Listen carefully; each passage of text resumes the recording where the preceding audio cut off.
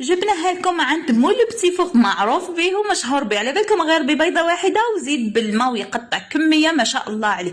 يعني اللي ما دارتش راهي مراتي بالنا باش نورمال. هاي درس بلا في المقادير. طريقه التحضير: اول حاجه عندي هنايا 170 غرام من الزبده، استعملت اوبلين ولا تقدروا ديروا فلوريال. هنايا كي درتها ولا كيلتها بالكاس جاتني كاس ناقص شويه.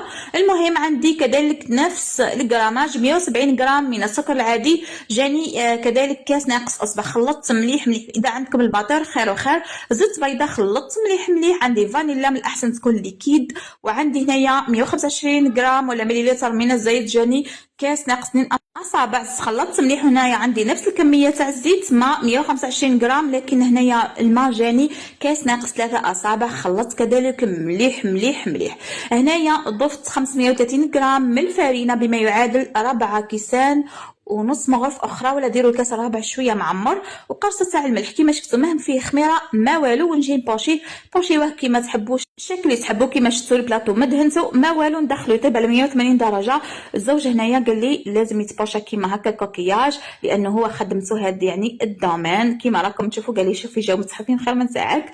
هنايا بعد ما طاب خليته برد وجيت لصقو بلا كونفيتور. تقدروا ديروا لا جولي ولا حتى شوكولاته الطلاء، وزينته بالشوكولاته على الحواف. وهذا مكان بنا مش نورمال. غيركم جربوه، ناجح مليار من اول مره. نقول لكم بقاو على خير. سلام.